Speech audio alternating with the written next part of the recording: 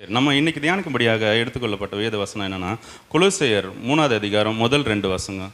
நீங்கள் கிறிஸ்துவுடன் கூட எழுந்ததுண்டானால், கிறிஸ்து தேவனுடைய வலது பாரிசத்தில் வீற்றிருக்கும் இடத்தில் உள்ள மேலானவைகளை தேடுங்கள், பூமியில் உள்ளவைகளை அல்ல,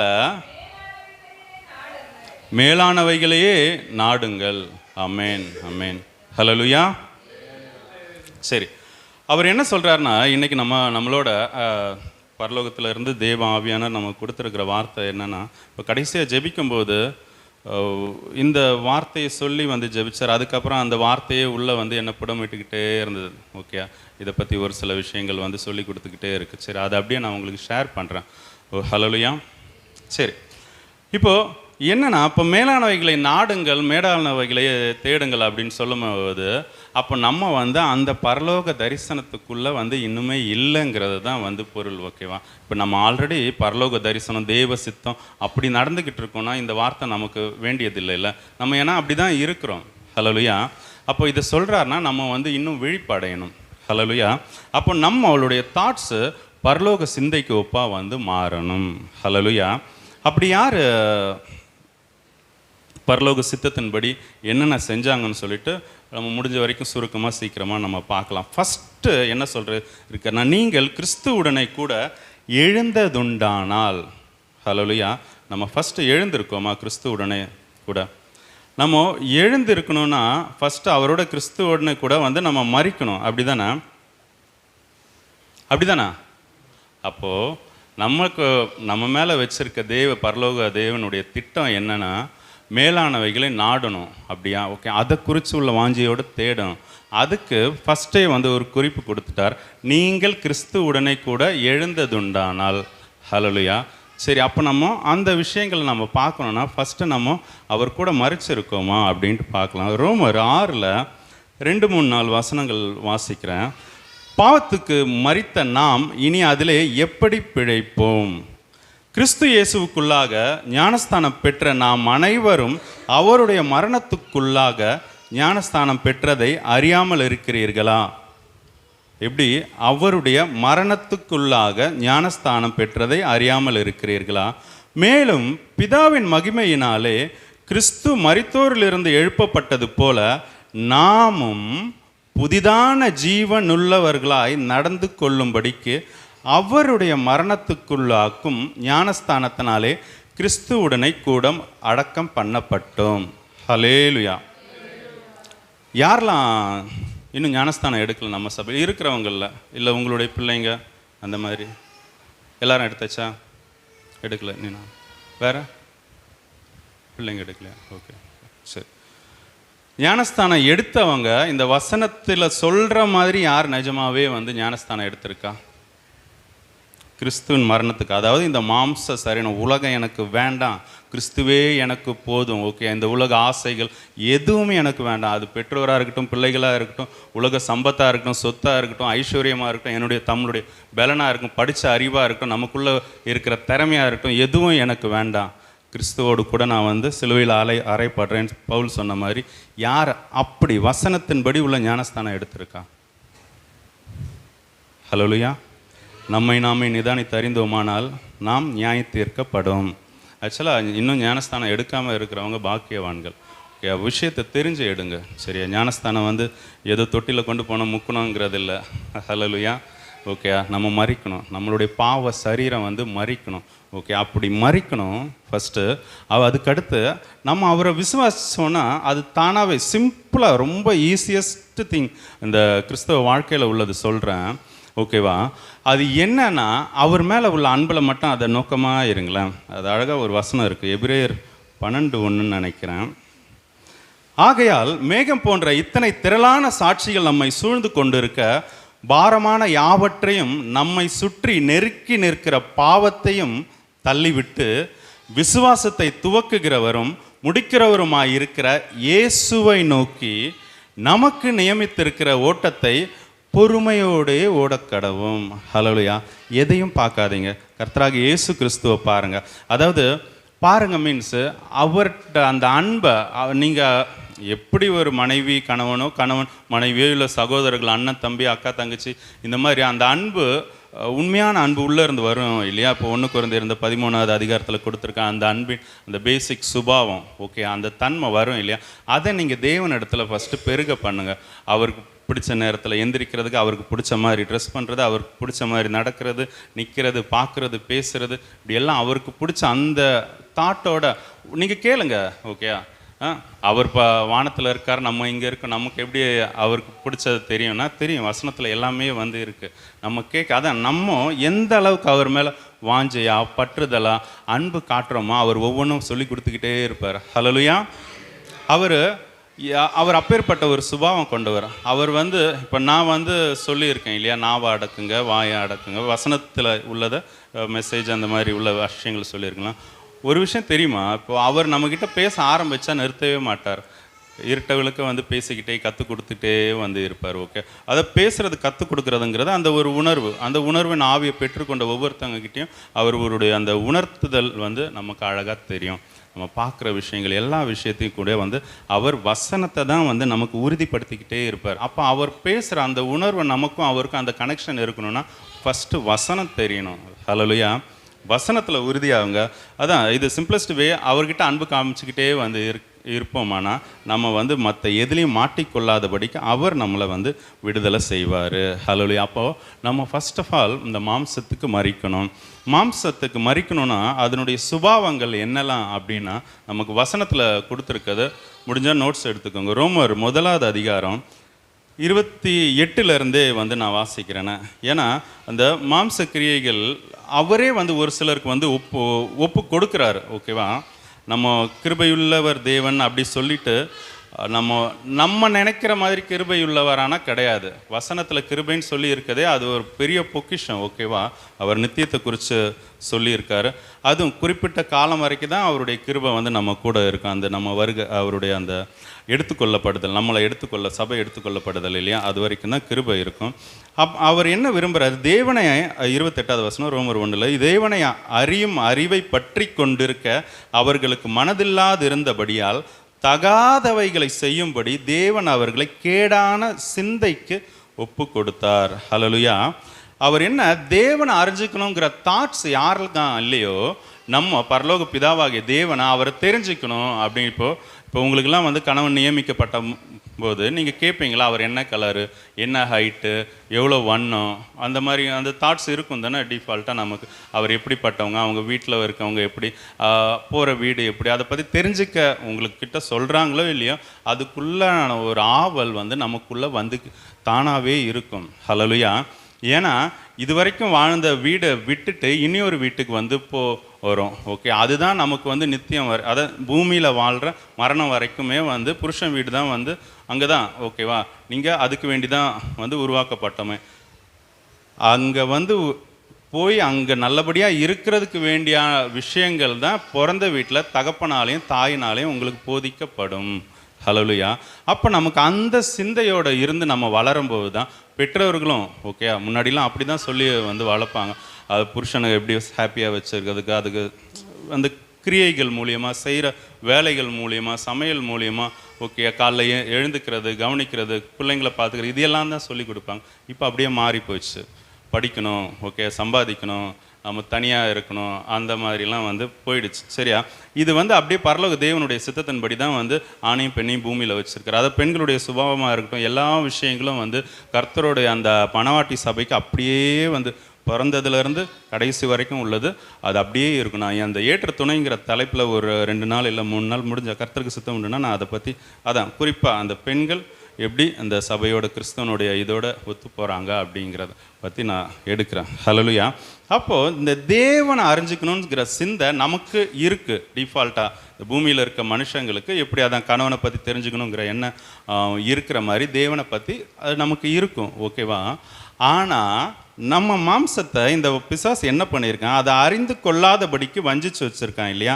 நம்ம அப்போ பிசாசுக்கு நம்ம வந்து ஒப்பு கொடுத்துட்டோம். ஹல்லேலூயா. இதை வந்து தேவனே செய்கிறார். உங்களுக்கு தேவனை அறிந்து கொள்ளும்படி அந்த தாட்ஸ் இல்லைன்னா அவர் தேவன் என்ன பண்ணுறாரு, கேடான சிந்தைக்கு வந்து உங்களை ஒப்பு கொடுக்குறாரு.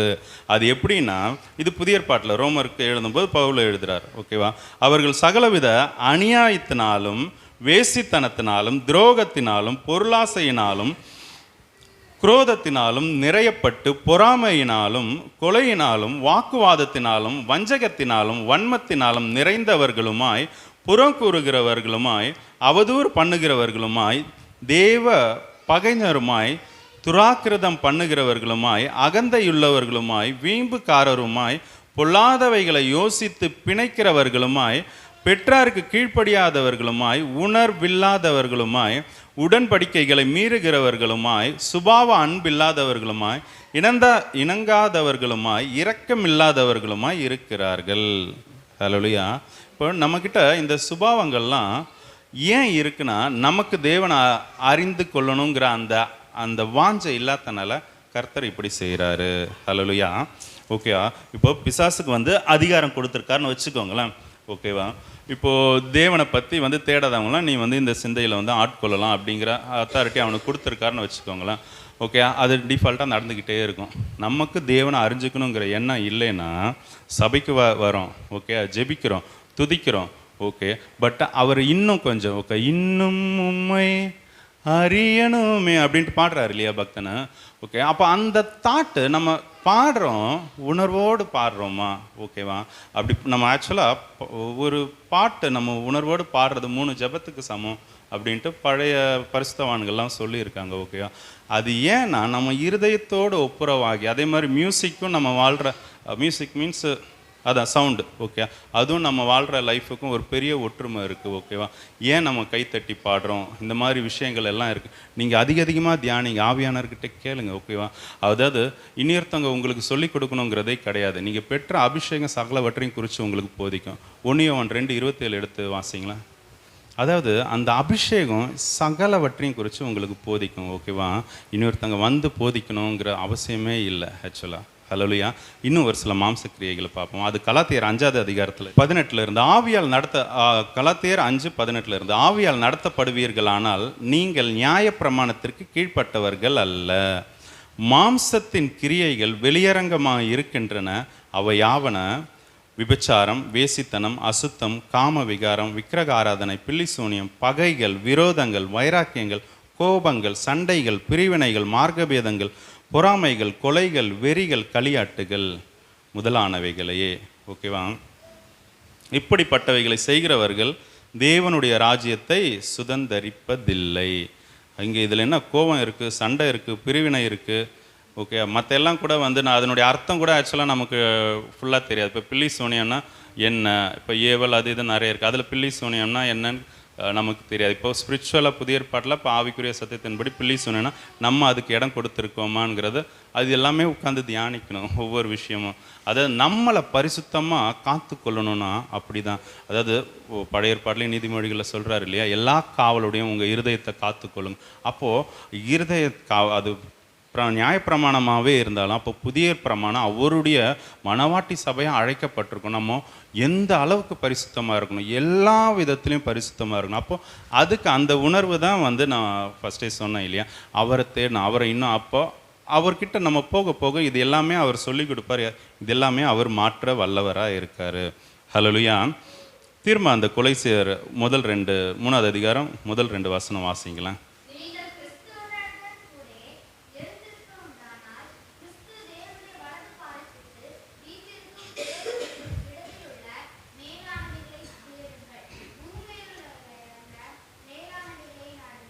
ஆமேன், ஆமேன்.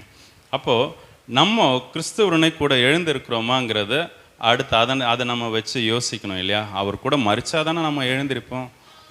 பவுல் வந்து அதான் ஃபஸ்ட்டே சொன்ன மாதிரி ஒரு இடத்துல சொல்லுவார், என்னை நானே சிலுவையில் ஆரைகிறேன் அப்படி. ஆக்சுவலாக இதெல்லாம் வாசிக்கும்போது இது என்னடா பைத்தியக்காரன், அவன் தான் உயிரோடு இருக்கானே, உயிரோடு இருந்தால் தானே எழுத முடியும் இந்த நிருபம்லாம். அப்போ என்னை நானே சிலுவையில் அறைகிறேன்னா என்ன, மாம்சத்தை அறையிறத அது குறிக்குது. அது மாம்சத்தினுடைய கிரியைகள். ஓகே, அவன் கை கால் மூலிமா அவன் நடப்பிக்கிற கிரியைகள். ஹல்லேலூயா.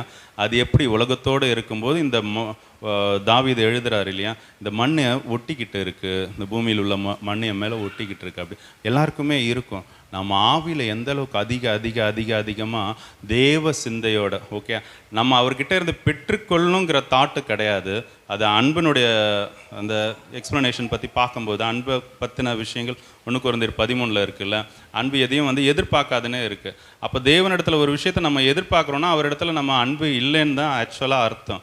ஓகே, நம்ம தேவைகளுக்கு அவர்கிட்ட போகிறதில்ல, அவர் நமக்கு குறிச்சிருக்கிறத தரிசித்து பார்த்து அதை விசுவாசித்து நடக்கிறது தான் நமக்கு புதிய ஏற்பாட்டில் கொடுக்கப்பட்டிருக்க வாழ்க்கை.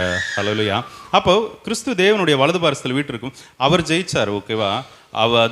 அது ஃபர்ஸ்ட் ஃப்ரூட் அப்படின்னு சொல்லுவாங்க. முதற் பலனா இவர் தான் கிறிஸ்துவே. ஓகேயா. ஆனால் அவர் இது என்ன கிருபைனா, அவர் தான் வந்து இப்போ முதல்ல ஒரு வீட்டில் ஃபேமிலியில் இருக்கும்போது முதல்ல இருக்க ஆண் குழந்தை வந்து அவங்க பழைய ஏற்பாட்டு நியமங்கள் எல்லாம் வாசிச்சிருக்கோம் இல்லையா, அவங்க வந்து ஒரு ப்ரீஷியஸ் இல்லையா. அதே மாதிரி தான் இவர் முதற் பலனாக வந்து உயிரோட வந்து மரித்து எழும்பினார் இல்லையா. அவருக்கு கொடுக்கப்பட்டிருக்க அந்த ஸ்தானத்தை அவர் விசுவாசிக்கிற எல்லாருக்குமே வந்து கொடுக்குறாரு. ஹல்லேலூயா. அதுதான் வந்து நித்திய ஜீவன். ஓகேவா. மரணம் நமக்கு கிடையாது. ஹல்லேலூயா. மாம்ச மரணத்தை எல்லாம் ஆத்மா வந்து போகாது அப்படிங்கிறது தான் வந்து கருத்தா. அது எப்போ அது அவ்வளோ ஈஸியாக வந்து நம்ம கிடச்சிதுமா. இப்போ தேவனே, வார்த்தையாகிய தேவனே மாம்சத்தில் வந்து அவ்வளோ பாடுகளை சகிச்சானா அவர் என்னை பின்பற்றி வா, என்னை பின்பற்றி வான்னு சொல்லுற அந்த விஷயத்தோட கருத்து இதுதான். அவரை போல் அவருடைய அடிச்சுவடுகளை பின்பற்றி அவரை போல் நாமும் நடப்போமாகில் அவரோட கூட நம்மளும் வந்து அவர் கூட இருப்போம். சரி, ஓகேவா. இப்போது அதுக்கு ஆதார வசனம் வெளிப்படுத்தின விசேஷத்தில் 3ஆவது அதிகாரம் 21ஆவது வசனம்.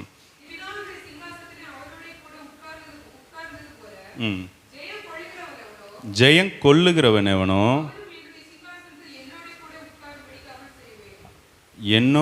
என்னுடைய சிங்காசனத்தில் உட்காரும்படிக்கு. ஹல்லேலூயா. அப்போது அவர் ஜெயிச்சு அவருக்கு ஒரு இடம் கொடுக்கப்பட்டிருக்கு. அவரை விசுவாசித்து அவரை போலவே வந்து நம்மளும் ஜெயித்தோமானா நமக்கும் அந்த இடம் கொடுக்கப்பட்டிருக்கு. நமக்கு அதாவது அந்த இடம் வெயிட்டிங்கில் இருக்குது. ஹல்லேலூயா. இப்போது எப்படின்னா, நம்ம ஒரு இடத்துக்கு வந்து இங்கேருந்து போகிறோம் வச்சுக்கோங்களேன், பக்கத்தில் ஏதோ ஒரு இடம் வச்சுக்கோங்க, மெட்ராஸ் போகிறோன்னே வச்சுக்கோங்க. நம்ம வந்து பஸ்ஸில் ஏறிட்டா வந்து போகுது. அதாவது மெட்ராஸ் போகிற பஸ்ஸு, இந்த பஸ்ஸினுடைய டெஸ்டினேஷன் வந்து மெட்ராஸ். ஓகேவா. அப்போது அந்த பஸ்ஸில் ஏறிட்டா வந்து போதுமா, அங்கே போய் சேர்ந்துருவோன்னா அது அங்கே தான் போகுது. அதில் எந்த மாற்று கருத்தும் இல்லை. ஓகேவா. அதில் பஸ்ஸில் ஏறிட்டாச்சு, சீட்லாம் கிடச்சிச்சு, உட்காந்துச்சுன்னா அங்கே வந்து போய் சேர்ந்துடலாமான்னா கிடையாது. வெளிப்படுத்தின விசேஷம் 21ஆவது அதிகாரம் கடைசி ஒரு வசனத்தை வாசிங்களேன். 21 கடைசி வசனம். அதாவது நம்ம என்ன தான் பண்ணாலும் தீட்டுள்ளதும் அருவருப்பும் பொய்யும் நடப்பிக்கிற ஒன்றும் அதில் பிரவேசிப்பதில்லை. அப்போது முடிவு பரியந்தம் நிலச்சிருக்குது வேணும். இதுக்கு ஒரு குறிப்பிட்ட வசனத்தை தான் வந்து இன்னைக்கு பார்க்க போகிறோம். சரியா. அதை உணர்த்தும்படியாக உணர்த்தின வசனம். ஹல்லேலூயா. அப்போ நம்ம குறிக்கப்பட்ட அந்த இலக்கை அடையணும்னா நம்ம எப்படி ஓடணும், நம்ம எதை பாதுகாக்கணுங்கிறது ஒரு 2 விஷயம் இருக்குது. அது பிரசங்கி 9ஆவது அதிகாரம் 7-8 வசனங்கள். ஆமென். ஹல்லேலூயா. அதாவது உன் வஸ்திரம் எப்பொழுதும் வெண்மையாகுமா, எப்பொழுதும் வெண்மையா. அடுத்து எண்ணெய், உன் தலைமையில் உள்ள எண்ணெய் குறையாதா. ஹல்லேலூயா. ஸ்தோத்திரம். அதாவது நம்ம இப்போ வஸ்திரம்னா என்னன்னு தெரியும் இல்லையா. இப்போது வெளிப்படுத்தின விசேஷம் 18 நினைக்கிறேன், இல்லை 9-18 19:8 அந்த மெல்லிய வஸ்திரம் பரிசுத்தவான்களுடைய நீதிகளை அப்படின்ட்டு. அதாவது வஸ்திரங்கிறது நீதியை குறிக்கும். ஹல்லேலூயா. அப்போது நம்ம நீதியின்படி அது எப்பொழுதும் வெண்மையா. அப்போது அந்த நீதியை நம்ம எப்பொழுதும் செய்கிறவர்களா, அந்த பரலோக பிதாவினுடைய அந்த பரலோக நீதியை எப்போவும் நம்ம அதை காத்து கொள்கிறவங்களா இருக்க வேண்டும். ஹல்லேலூயா. அதுக்கு தான் சொல்கிறாரு, முதலாவது தேவனுடைய ராஜ்யத்தையும் அவருடைய நீதியையும் தேடுங்கள். ஹல்லேலூயா. அதுக்கு முன்னாடி இருக்க வசனத்தெல்லாம் பார்த்தா வந்து நம்ம இப்போ செய்கிறது, நம்ம ஏறெடுக்கிற ஜபம், நம்மளுடைய தனி வாழ்க்கையில் இருக்க ஜபம்லாம் கரெக்டாக தப்பான்னு உங்களுக்கு தெரிஞ்சிடும் இல்லையா. ஓகே. அவர் அதுக்கு முந்தின வசனம் பார்க்கும்போது அற்ப விசுவாசிகளே வா. அதுக்கு முந்தின வசனம் வாசிமா. 5 ம் ம் ம் ஹல்லேலூயா. அதாவது எண்ணத்தை உண்போம் எண்ணத்தை குடிப்போம் என்று அந்த மாதிரி நமக்கு இந்த உலகத்தில் உள்ள அந்த தாட்ஸ் இருக்கக்கூடாது. இதெல்லாம் தேவை தான். என்ன சொல்றாரு? உங்களுக்கு இன்னது தேவை என்று என் பிதாவானவர் அறிந்திருக்கிறார். ஹல்லேலூயா. நமக்கு தேவைகளை சந்திக்க ஒருத்தர் இருக்கார். ஹல்லேலூயா. இந்த பூமியில் நம்ம பிறக்கணும், இந்த அம்மா அப்பாவுக்கு பிறக்கணும் நம்ம யோசிக்கல, இந்த கலரில் இருக்கணும்னு நம்ம யோசிக்கல, இவ்வளோ அழகாக இருக்கணும்னு நம்ம யோசிக்கல. ஓகே, ஆனால் இதை நடப்பித்த தேவன் ஓகேவா நம்மளே இன்னும் ஜீவனோட வச்சிருக்காருன்னா அப்போ நமக்கு தேவையான எல்லாத்தையும் அவர் வந்து சந்திப்பார். ஹல்லேலூயா. எப்போ நம்ம அவரோட ஒப்புரவாக இருக்கும்போது ஓகேவா. இந்த வேசி மார்க்கத்துக்கு போய் வந்து தேவனையும் இங்கே தேடிட்டு நம்மளுடைய சுயசித்தத்தின்படியும் வாழ்ந்துட்டு இருந்தால் வாய்ப்பே இல்லை. ஹல்லேலூயா. அப்போ அவர் ஒருவருக்கே நியமிக்கப்பட்ட பரிசுத்த மனவாட்டியா அவர் அந்த சிந்தையோடு இருந்தோன்னா கண்டிப்பாக இதாகும். சரி, இந்த நீதி இயேசு கிறிஸ்து வராரு. அவர் வந்து பார்க்கும்போது எல்லா விதத்திலும் அவர் எல்லா நீதியும் இப்போ ஞானஸ்தானம் எடுக்கும்போது யோவான் ஸ்நானகன் இருக்கார். ஓகேவா, தடை பண்ணுறாரு. இயேசு கிறிஸ்து ஞானஸ்தானம் எடுக்க வரும்போது யோவான் ஸ்நானகன்ட்ட ஞானஸ்தானம் எடுக்க வரும்போது அவர் தடை பண்ணுறாரு. ஓகேயா. அப்போ என்ன சொல்கிறாரு நம்ம கர்த்தராகிய கிறிஸ்து இயேசு? இப்படி எல்லா நீதியும் செய்யணுங்கிறது இப்போ நமக்கு நியமிக்கப்பட்டது இல்லையா? ஓகே, இப்படி எல்லா நீதியும் செய்யணும் தானே அப்படின்ட்டு கேட்குறார். அப்பொழுது வந்து அவன் வந்து இடம் கொடுக்குறான், ஞானஸ்தானம் கொடுக்குறான். இப்படி ஒவ்வொரு விஷயமும் பார்க்கும்போது அந்த நியமத்தின்படி நீதியின்படியே வந்து அவர் வந்து கரெக்டாக செஞ்சவராக இருக்கார். நியாயப்பிரமாணத்தை அவர் முழுவதுமாக கரெக்டாக கைப்பற்றினவராக இருக்கார். ஹல்லேலூயா. ஹல்லேலூயா.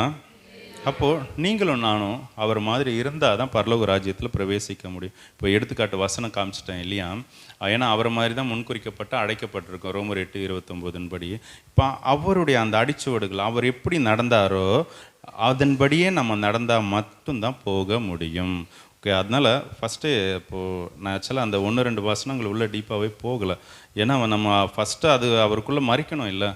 மறிச்சா தானே வந்து நம்ம எழும்ப முடியும். எழும்பினா தானே அந்த மேலானவைகளை நாட தேட முடியும். ஓகே, அதனால தான் சரி அந்த பாட்டை அதுக்குள்ளே டீப்பாக போகாமன்னா அதுக்குண்டான விஷயத்தை மட்டும் அங்கே போகணுன்னா என்ன வேணும்? இப்போ அந்த டெஸ்டினேஷனுக்கு போகணுன்னா நமக்கு பஸ்ஸில் ஏறினா போதா, டிக்கெட் வேணும். ஹல்லேலூயா. அது எப்படின்னா மீட்கப்படும் நாளுக்குண்டான முத்திரையாகிய பரிசுத்த ஆவியானவரை துக்கப்படுத்தாதிருங்கள் அப்படின்னு 4:30 நினைக்கிறேன். ஓகே, எபேசியர். சரியா? அப்போது நம்ம பரலோக ராஜ்யத்துக்கு பிரவேசிக்கணும்னா அந்த முத்திரை நமக்கு வேண்டும். ஓகே, பரிசுத்த ஆவியானவருடைய முத்திரை, அவருடைய நடத்துதல் வேணும். ஓகேவா? அதுக்கு முன்னாடி ஃபஸ்ட்டு நம்ம ஞானஸ்தானம் கொடுக்கணுமே, நம்ம ஒப்பு கொடுக்கணுமே இல்லையா? நம்ம மாம்சத்தை வந்து ஜீவ பலியாக ஒப்பு கொடுத்தா தான் அதனுடைய சுகந்த வாசனை வந்து அவர் முகர முடியும். அவர் வந்து நம்மளை வந்து எதாவது செய்ய முடியும். ஓகே, நமக்கு பிடிச்ச மாதிரி வந்து அதுதான். இப்போ நம்ம சுவிசேஷம் அறிவித்தலும் ஊழியமும் பார்க்கும்போது பார்த்தோன்னு நினைக்கிறேன் இல்லையா? அதாவது நம்ம வாஞ்சையில் கர்த்தருக்கு செய்கிறதுங்கிறது அது சுவிசேஷ பாரத்தில் சுவிசேஷம் அறிவித்தல். ஆனால் ஊழியம்ங்கிறது அவர் வந்து நமக்கு நியமித்ததை நம்ம கரெக்டாக அது செய்கிறது தான் வந்து ஊழியம் அப்படிங்கிறத பார்த்துட்டோம். ஓகேவா? நம்ம நீதி நமக்கு கொடுக்கப்பட்டிருக்கு. இப்போது நம்மளை ஒரு சபையில் சேர்த்துருக்காரா, அப்போ சர்ச்சினுடைய அந்த ரூல்ஸ் அண்ட் ரெகுலேஷன்ஸ் படி ஃபஸ்ட்டு இருக்கணும். ஓகேவா? ரெண்டாவது இந்த பைபிளுடைய ரூல்ஸ் அண்ட் ரெகுலேஷன்ஸ் படி நம்ம இருக்கணும். ஒரு ஈஸியான இப்போ டெய்லியும் எல்லாரும் ரோட்டுக்கு போகிறவங்களா இருக்கும். வசனம் சொல்லுது எல்லா துரைத்தனத்துக்கும் அதிகாரத்துக்கும் கீழ்பட்டு இருங்க அப்படி. நம்ம எத்தனை பேர் வந்து ஹெல்மெட் போட்டு போகிறோம் ரோட்டில்? எத்தனை பேர் வந்து சிக்னல்ஸ்லாம் ஃபாலோ பண்ணுறோம்?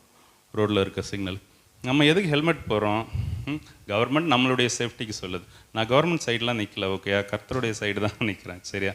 அப்போது ஹெல்மெட் போடுறோமா, சிக்னலில் கரெக்டாக நம்ம ஒபே பண்ணுறோமா, ஓவர்டேக் பண்ணும்போதெல்லாம் கரெக்டாக இது பண்ணுறோமா, ஸ்பீட் லிமிட்லாம் வந்து கரெக்டாக ஃபாலோ பண்ணுறோமா, இது நமக்குள்ளே வேணும்ல.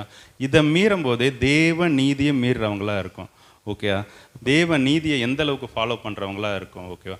டெய்லி ரோடுக்கு போகிற நம்ம இதெல்லாம் கரெக்டாக நம்ம அது டிஃபால்ட்டாக அதுதான் நம்மளை மொத்தத்தில் ஒப்பு கொடுக்கும்போது தேவனிடத்தில் அவர் ஒவ்வொன்றுமே வந்து சொல்லி கொடுத்து நடத்துவார்.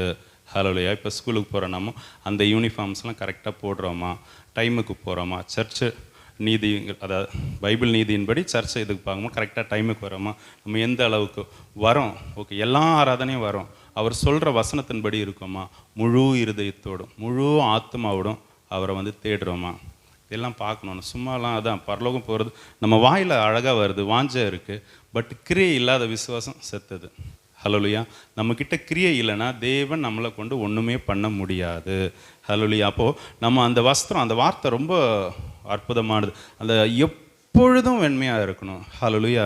இப்போ ஆக்சுவலாக நம்ம ஒரு துணியை துவைக்கிறோம், ஒரு சாதா ட்ரெஸ் இருக்கட்டும், அதை நம்ம வாஷிங் மிஷினில் இருந்து அந்த தண்ணியில் இருந்து எடுத்து புழியும் போது அந்த மாசு காற்றெல்லாம் பட்டே அது ஆக்சுவலாக டஸ்ட் ஆகுது இல்லையா? அது கூட தேவனுக்கு பிரியம் இல்லாதது. ஹல்லேலூயா. அப்போது அது ட்ரெஸ்ஸு இப்போ நம்ம அந்த அளவுக்கு காத்துக்கொள்ளணும். ஒவ்வொரு பரிசுத்தவான்களும் பார்க்கும்போது அந்த அளவுக்கு காத்துக்கிட்ட தான் நம்ம வந்து பார்க்குறோம். அதுதான் புடமிடப்படுறதுக்கு ஒப்பு கொடுக்குறாங்க. எங்கே அடித்தாலும் அவங்களுக்கு வலிக்க மாட்டேங்குது.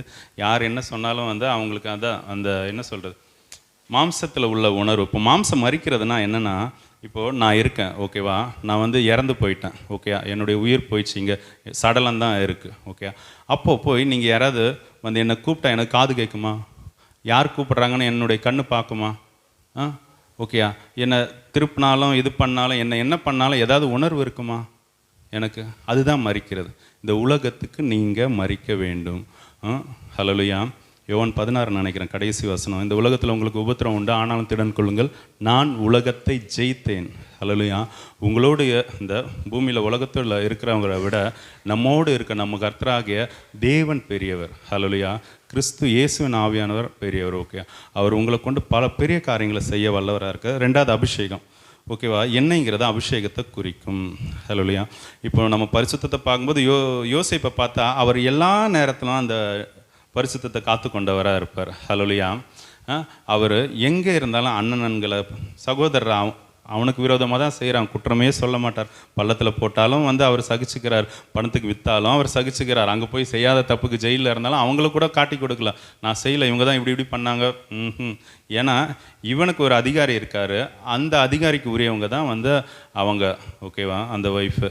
அதனால் அவங்க மேலே கூட பழி சொல்ல, அவன் வந்து அவனுடைய நீதி கர்த்தருக்கு மாத்திரம்தான் இருக்குது. நம்ம என்ன நினைக்கிறோம், நான் தப்பு செய்யலையே, என்னை வந்து குற்றப்படுத்திட்டாங்களே இப்படிங்கிற தாட்ஸு கிறிஸ்தவர்கள் மத்தியில் நிறைய இருக்குது. என்னுடைய நீதியை நடப்பீங்கன்னு சொல்லி அதுதான் நான் வந்து சங்கீதத்தை நீங்கள் வாசிக்கிறது தப்பாக நீங்கள் வாசிக்கிறீங்க, அது உங்களுக்கு பிசாசு உங்களுக்கு தப்பாக ப்ரெடிக்ட் பண்ணிடுறான். அப்படிங்கிறதுனால தான் அந்த சங்கீதத்துக்குள்ளே அதிகமாக வாசிக்கிறவங்கள நான் என்கரேஜ் பண்ணாதது ஓகேவா. ஏன்னா பழி வாங்கிறது அது எல்லாமே வருமா, அது நியாயப்பிரமாணம், நமக்கு மன்னிக்க தான் சொல்லி கொடுத்துருக்காரு. இதே கொலோசியரில் கிறிஸ்து இயேசு உங்களுக்கு மன்னித்தது போல் நீங்களும் ஒருத்தருக்கு ஒருவர் மன்னியுங்கள் அப்படின்ட்டு 13வது வசனம் இருக்குது. ஹல்லேலூயா. நம்ம மன்னிக்க தான் இங்கே வந்திருக்கோம் இல்லையா. அப்போ இந்த யோசேப்பு வந்து அந்த தன்மை அப்படியே இருக்கும், கிறிஸ்து இயேசுனுடைய தன்மை இருக்கும், நம்மளுக்கும் அது இருக்கணும். ஹல்லேலூயா. இப்போ என்னங்கிறத அபிஷேகத்தை குறிக்குமா? ஓகே.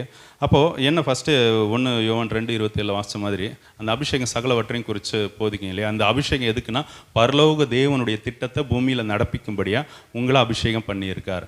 நம்ம ஆவியில் நிரம்பி அந்நிய பாஷை பேசுகிறதெல்லாம் ஒவ்வொன்றுக்கும் ஒவ்வொரு காரியம் இருக்குது ஓகே. அந்நிய பாஷை பேசுகிறவன் தேவனோட ரகசியம் பேசுகிறான் அப்படின்ட்டு இருக்குது. ஹல்லேலூயா. இப்போ நம்ம வீட்டில் வந்து சத்தமாக பேச முடியாதனால சபையை அனுபவித்து சபையில் வந்து நம்ம தைரியமாக வந்து அதுவும் ஆவிக்குரிய சபையில் நம்ம அந்நிய பாஷெல்லாம் வந்து தைரியமாக பேச முடியுது, ஃப்ரீயாக மைண்ட் ரிலாக்ஸ்டாக ஓகே, சத்தமாக துதிக்க முடியுது ஓகேவா, கர்த்தர் கொடுத்த கிருபை சரியா. அப்போது அந்நிய பாஷை வந்து எந்த அளவு அதிகமாக பேசுகிறோமோ அந்த அளவுக்கு நம்ம தேவனோட வந்து ரகசியம் பேச முடியும். அந்நிய பாஷை பேசும்போது ஒவ்வொருத்தங்க உதட்டில் வந்து பேசுவாங்க சத்தமாக அவங்களுடைய இதில் அது ஓகேவா, ஒவ்வொருத்தங்களுக்கு ஒவ்வொரு மாதிரி. ஆக்சுவலாக அந்நிய பாஷை பேசும்போது அவர் பரலோக தரிசனங்களை கொடுப்பார், தேவன் நம்மளோட கூட பேசுவார். நம்மளுடைய வாய் சரீரம் ஒரு விஷயத்தை செஞ்சுக்கிட்டு இருக்கோம், நம்மளுடைய ஆத்மா தேவனோடு கூட வந்து சஞ்சரித்து அந்த ஒரு உறவில் இருப்போம். அவர் ஏதாவது சொல்லி கொடுப்பார், பேசுவார், உணர்த்துவார், காட்டுவார். ஹல்லேலூயா. இப்படி வந்து போய்கிட்டே இருக்கு. இப்படி அதிகமாக வந்து அதில் வந்து அப்போ நமக்கு வந்து இன்னும் அதிகமாக அவர் கூட இருக்கணும், இன்னும் கூட இருக்கணும், இன்னும் கூட நம்ம சொல்லுவோம் இல்லையா ப்ரெசன்ஸு ஓகேயா. ப்ரெசன்ஸ்னால் இப்போ நிகழ் இது ஓகே இருக்கிற விஷயம் ஓகே. அப்போ தேவனோடு இருக்கிற அந்த ப்ரெசன்ஸில் இருக்கும்போது ஏன் சந்தோஷமாக இருக்குது, ஏன் வலியோடு இருந்தாலுமே அந்த டைம் வந்து உங்களுக்கெல்லாம் மறந்து போயிடுது ஓகே. உங்கள் மாம்சம் மறிக்குது, மாம்சம் என்ன பேசுதுங்கிற அர்த்தம் உங்களுக்கு தெரியலையா. அது அர்த்தம் வந்து பிசாசுக்கு மறைச்சி பேசுகிறாங்க அப்படி இப்படின்னு நிறைய கருத்து உண்டு, அதுக்குள்ளே நான் வந்து வரல. ஹல்லேலூயா. ஆக்சுவலாக அந்த அந்நிய பாஷை உங்களுக்கு தான் மறைக்கப்பட்டிருக்கு, பிசாசுக்கு தெரியும் அதனுடைய அர்த்தம். இந்த மாம்சம் ஓகே இதுக்கு மறைக்கப்பட்டிருக்கு. ஏன்னா உங்களுக்கு இன்னபடி வேண்டிக் கொள்வது என்னன்னு தெரியாதனால ஆவியானவர் தானே வாக்கு கடங்காத பெருமூச்சோடு உங்களுக்கு வேண்டிய செய்வார்னு 26 நினைக்கிறேன், 8:26 ரோமரில் இருக்குது இல்லையா. அப்போது நீங்கள் அந்நிய பாஷை அதிகமாக பேசும்போது தேவனோடு சஞ்சரிக்க வைப்பார். நீங்கள் எந்த அளவுக்கு விட்டு கொடுக்குறீங்களோ, திரும்ப திரும்ப நான் சொல்கிறது அதுதான், நீங்கள் எந்த அளவுக்கு வாஞ்சையாக இருக்கீங்களோ அந்த அளவுக்கு அவர் உங்களை நிரப்ப வல்லவராக இருக்கார். ஹல்லேலூயா. அப்போது நம்ம அபிஷேகம் பண்ணப்பட்டோம், அந்த ரகசியங்கள் தெரியாமல் எனக்கு என்ன வேலை, வேலை மீன்ஸ் பரலோக தரிசனத்தில் என்ன இந்த பூமிக்கு அனுப்பியிருக்காரு, இதுக்கு நான் என்ன செய்யணும் நம்ம தெரியாமலே போயிட்டோன்னா, அதுவும் சபைக்கு வந்து, அதுவும் ஆவிக்குரிய சபைக்கு வந்து அது தெரியாமலே போயிட்டோன்னா நம்மளை விட பரிதவிக்க போகிறவங்க வேறு யார் இருப்பா? காண்கிறவைகள் அனித்தியமானவைகள். அது மேலே நமக்கு ஆக்சுவலாக சந்தோஷம் கூட வர வேணாம். இந்த அளவுக்கு ஆத்ம ஆதாயம் பண்ணுறோமா, அதில் தான் சந்தோஷமாக இருக்கிறது நல்லது. ஓகே, நம்ம வந்து எல்லாத்துலேயும் குறைவுபட்டவங்களாக இருக்கிறோம். ஓகே, அதுக்கு வேண்டி ஜெபிங்க, விசுவாசத்தில் பெருகணும். ஓகே, ஜெபத்தில் எதுக்கு வேண்டி ஜெபிக்கணும், எதுக்கு வேண்டி ஜெபிக்கக்கூடாதுங்கிற அந்த ஒரு பகுத்தறிதல் நமக்கு வேணும் இல்லையா? ஓகேவா? நம்ம என்ன வேலை செய்யணும், எப்படி செய்யணும், தேவனுக்கு பிரியமாக நம்ம பண்ணுற ஒவ்வொரு விஷயமும் தேவனுக்கு பிரியமாக இருக்கான்னு சொல்லி நம்ம அப்படியே வந்து ஃப்ரேம் பண்ணி பார்க்க தெரியும். இப்போ கல்யாணம் ஆனவங்க நிறைய பேர் இருக்கீங்க. உங்கள் ஹஸ்பண்டுக்கு நீங்கள் செய்கிறது பிடிக்குமா பிடிக்கலையான்னு உங்களுக்கு ஈஸியாக தெரியும் தானே. போடுற ட்ரெஸ்ஸாக இருக்கட்டும், இல்லை இப்போ பிள்ளைங்களுக்கு வந்து உங்கள் அப்பாவுக்கு பிடிக்குமா இல்லையான்னு உங்களுக்கு தெரியும். ஓகேவா? ஆனால் தேவனுக்கு நான் இப்படி இருக்கிறது பிடிக்குமா, அதை நம்ம யோசித்து பார்க்குறோமா? நம்மளுடைய மனவாளன் அவர் தானே. போன வாரம் 54 அது ஏசாயா 54 பார்த்தோம். ஓகேவா? அது நாயகர் நானே அப்படி ஏதோ ஒரு வசனம் வரும். ஓகேவா? உன் சிருஷ்டிகரே உன் நாயகர் அப்படின்ட்டு. ஓகே, அப்போது அவர் தான் நம்ம நாயகர் இல்லையா? அப்போ அவரை நோக்கி பிரயாணம் பண்ணுவோமேன்னு சொல்கிறேன். இப்போது அபிஷேகம் இப்போது பெசலேயலுக்கு கொடுத்தாங்க இல்லையா? எதுக்கு வேண்டி கொடுத்துருக்காரு? இப்போது மோசேக்கு தான் அவருக்கு ஆசரிப்பு கூடாரத்தை கட்டுறதுக்கு உண்டான தரிசனத்தை மேகத்தில் நான் மலைக்கு மேலே நான் உனக்கு காண்பித்த மாதிரியின்படி செய்யன்னு சொல்கிறார். ஆனால் அதை வந்து இப்போ பெசலேயல் இருக்காங்க, அவங்கள்ட்ட இவன் டிஸ்கிரைப் பண்ணும்போது அவனுக்கு அது புரியணும், அவன் மண்டையில் உட்காரணும், அந்த உணர்வு வேணும். அதுக்கு வந்து அவனை அபிஷேகம் பண்ணி அவன் இன்னொருத்தனுக்கு சொல்லி கொடுக்கணும் இல்லையா? ஓகே, அப்போது அதுக்குண்டான ஞானம், அதாவது இந்த தரிசனத்தின்படி நடப்பிக்கிறதுக்கு ஏதுவான ஆட்களை அவர் சேர்க்கிறார். அந்த ஆட்களை, அதாவது பரலோக ராஜ்யத்துக்குரியவைகளை செய்கிறதுக்கு, ஓகேவா, அந்த அபிஷேகம் இருந்தால் தான் அந்த உணர்வோடு செய்ய முடியும். இவன் சொல்கிறத இப்போது நான் இல்லை, இப்போ இங்கே யார் நின்னாலும் தேவனுடைய காரியங்களை சொல்லும்போது நமக்கு அந்த ஆவியானவருடைய நடத்துதல் இருந்தால் தான், அந்த அபிஷேகம் நமக்குள்ளே நிலைச்சிருந்தால் தான், நம்ம அந்த அபிஷேகத்தோட ஒப்புரவாடி அந்த உணர்த்துதலோடு இருந்தால் தான் அவர் சொல்கிற பரலோக ராஜ்யத்தினுடைய ரகசியங்கள் புரியும். இயேசு கிறிஸ்து அவருடைய சீஷருக்கே என்ன சொல்கிறார்? நான் உங்களுக்கு இன்னும் நிறைய விஷயங்கள் உங்களுக்கு சொல்லிக் கொடுக்க வேண்டியதாக இருக்குது, ஆனால் நீங்கள் தாங்க மாட்டீங்க அப்படின்ட்டு. ஆவியானவர் வரும்போது அவர் வந்து போதிக்கிறார். அப்போ வந்து அவங்க பலப்பட முடியுது, அதை புரிஞ்சிக்க முடியுது. ஓகேவா? அதனால தான் திரும்ப சொல்கிறேன், அந்த கொலை செய்கிற ஆக்சுவலாக மெசேஜ் கொடுத்தது வேறு, என் கூட நிறைய விஷயங்கள் சொல்லி கொடுத்தது வேறு. இப்போ ஸ்டார்டிங்கே வந்து நம்ம ஃபஸ்ட்டு மறிக்கணும். ஞானஸ்தானம் ஏதோ அந்த தொட்டியில் முழுகிட்டால் ஞானஸ்தானம் எடுத்தோம் இல்லை, கிறிஸ்து இயேசுக்குள்ளாக நம்ம இந்த மாம்சம் மறிக்கணும். ஓகேவா? மாம்சம் மறித்தா தான் ஆவிக்குரிய சரீரம் வந்து உயிர் தேழும். ஹல்லேலூயா. அப்படி எழுந்தால் தான் நம்ம பரலோகத்துக்கு போக முடியும். அந்த ட்ராவலில் நம்ம காத்துக்கொள்ள வேண்டிய 2 விஷயத்தை தான் நான் உங்களுக்கு சொல்லியிருக்கேன். ஓகே, நம்மளுடைய வஸ்திரம் எப்பவும் வெண்மையாக இருக்கணும். நம்மளுடைய தலை மேலே இருக்கிற எண்ணெய் வந்து அது குறையாததாக இருக்கணும். ஹல்லேலூயா. சரியா? நம்ம இதில் ரொம்ப ரொம்ப ரொம்ப வந்து கேர்ஃபுல்லாக இருக்கணும். அபிஷேக தைலத்தை குறித்து ஒவ்வொன்றுக்கும் ஒவ்வொன்று இருக்குது. இப்போ வெள்ளை போலங்கிறது ஜபத்தை குறிக்கும், கருவாப்பட்டைங்கிறது உள்ளான பலனை குறிக்கும், சுகந்த வசம்புங்கிறது தாழ்மையை குறிக்கும், லவங்கப்பட்டைங்கிறது சுத்திகரிப்பை குறிக்கும். இப்போ ஒலிவ எண்ணெயில் இது எல்லாத்தையும் வந்து மிக்ஸ் பண்ணுவாங்க. ஒலிவ எண்ணெய் வந்து ஊழியத்தை குறிக்கும், ஊழியக்காரர்களை குறிக்கும். ஓகேவா? அப்போது இந்த அபிஷேகம் நமக்குள்ளே இது எல்லாமே வந்து நிலச்சிருக்கணும். ஓகே, தாழ்மைன்னு வந்ததுனால அந்த தாழ்மையை பற்றி மட்டும் நான் சொல்லிட்டு முடிக்கிறேன். சரியா? அவர் தேவனுடைய 2:6 பிலிப்பியர், தேவனுடைய ரூபமாக இருந்தும் தேவனுக்கு சமமாக இருப்பதை கொள்ளையாடின பொருளாக எண்ணாமல் தம்மைத்தாமே வெறுமையாக்கி அடிமையின் ரூபம் எடுத்து மனுஷர் சாயலானார். ஹல்லேலூயா. எப்படி அவர் அடிமையின் ரூபம் எடுத்தார் அப்படின்ட்டு வசனம் சொல்லுது. ஹல்லேலூயா. தம்மைத்தாமே வெறுமையாக்கி, அவருக்கு எல்லா அத்தாரிட்டியும் வந்து கொடுக்கப்பட்டிருக்கு. ஓகே, நான் என் பிதாவின் இடத்துல வேண்டி கொண்டா இத்தனை லேகியனுங்க அனுப்ப மாட்டாரா? ஓகே, அப்போ இத்தனை ஒரு ஆர்மி அனுப்ப மாட்டாரா அப்படின்னு கேட்குறார். ஓகே, நீங்களாம் என்ன ஆவி உடையவங்கன்னு சொல்லிட்டு ஸ்ரீசர்கிட்ட வந்து அவர் கேட்குறார். ஓகேவா? வானத்துலேருந்து அக்னியை இறக்கட்டுமா எலியா செஞ்சது போல் அப்படின்னு கேட்கும்போது, நீங்களாம் என்ன ஆவி உடையவங்கடா? அப்போது அவருக்குள்ளே என்ன இருக்குது? தேவனுடைய அன்பு கிறிஸ்து இயேசுக்குள்ளே பூரணப்பட்டனால தான் அவர் அப்படி மினிஸ்ட்ரி செய்ய முடிஞ்சது, சக்ஸஸ்ஃபுல்லாக பண்ணி முடிக்க முடிஞ்சது. மெயின் ஓகேவா? அந்த அன்பு, தேவனுடைய அன்பு, அதுக்குள்ளே பலப்படுங்க. அது லேஸில் பலப்படுற விஷயம் இல்லை. புடமிடுவார். ஓகேவா?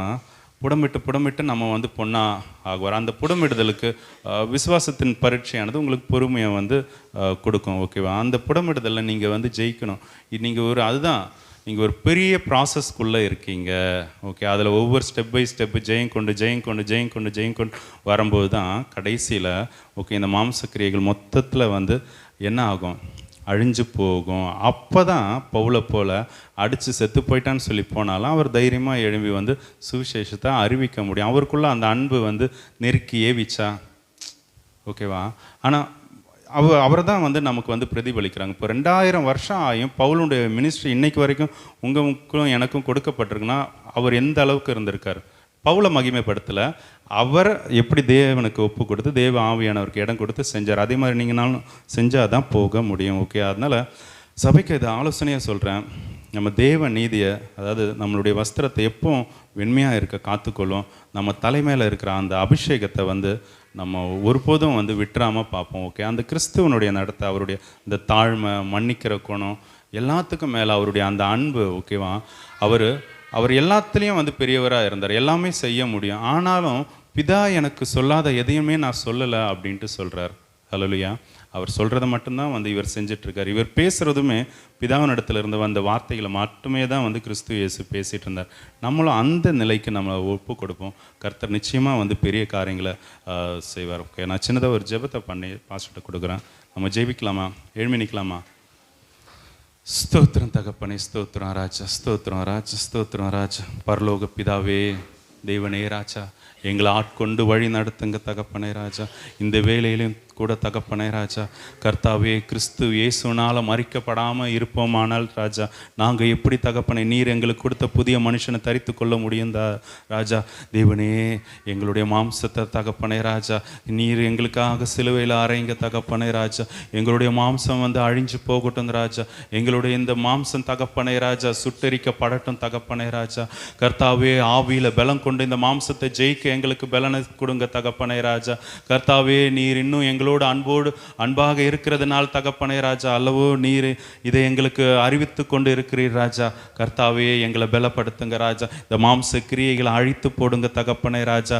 உலகம் என் பின்னை சிலுவையின் முன்னே என்ற வசனத்தின்படி தகப்பனே ராஜா, என்ற வார்த்தையின்படி ராஜா, அந்த சிந்தையிலே நாங்கள் நடப்போம் ராஜா. கர்த்தாவே, எண்ணத்தை புசிப்போம், எண்ணத்தை உண்போம், எண்ணத்தை குடிப்போம், எண்ணத்தை உடுப்போங்கிற இந்த தாட்ஸ் இல்லாத படிக்க ராஜா. பரலோக பிதாவே, உமக்கு வலது பாரசத்தில் இருக்கிற மேலானவைகளை நாட தேட உதவி செய்யுங்க தகப்பனே ராஜா. கர்த்தாவே, எங்களுக்கு இறங்குங்க ராஜா, இறங்குங்க ராஜா, இறங்குங்க ராஜா. நாங்கள் மண்ணான மனுஷங்க தகப்பனே ராஜா. கர்த்தாவே, உம்முடைய ஆவியை அளவில்லாமல் ஊற்றுங்க ராஜா. கர்த்தாவே, பரிசுத்த ஆவியானவர் வரும்போது நீங்கள் பலனடைவீர்கள் சொன்னீங்களே ராஜா. நாங்கள் பலனற்று போய் இருக்கிறோம் தகப்பனே ராஜா. கர்த்தாவே, உம்முடைய அந்த அபிஷேகத்துக்கு உண்டான காரியங்களை செய்யாமல் இருக்கிறோம் ராஜா. உம்முடைய ஆவியை எங்களுக்கு அளவில்லாமல் ஊற்றுங்க ராஜா. கர்த்தாவே, உம்முடைய ஆவியை எங்களுக்கு அளவில்லாமல் ஊற்றுங்க தகப்பனே ராஜா. ஊற்றுமையா வல்லமையை தாகத்தோடு காத்திருக்கிறேன், தாகத்தோடு காத்திருக்கிறேன். எஸ் தகப்பனே ராஜா. கர்த்தாவே, எங்களுடைய ஆத்மாவும் உங்கள் கரத்தில் கொடுக்குறோம் ராஜா. நீர் காத்து கொள்ளுங்க தகப்பனே ராஜா. தேவனே, உமக்கு பிரியமானவைகளை செய்ய உதவி செய்யுங்க தகப்பனே ராஜா. நீரே எங்களை நடத்துங்க ராஜா. நீர் மாத்திரம் எங்களை நடத்துங்க தகப்பனே ராஜா. உலக சிற்றின்பங்கள் பிசாசனுடைய எந்த கண்ணிலையும் நாங்கள் அகப்படாதபடிக்கு தேவனே உங்கள் கரத்தில் ஒப்பு கொடுக்குறோம் ராஜா.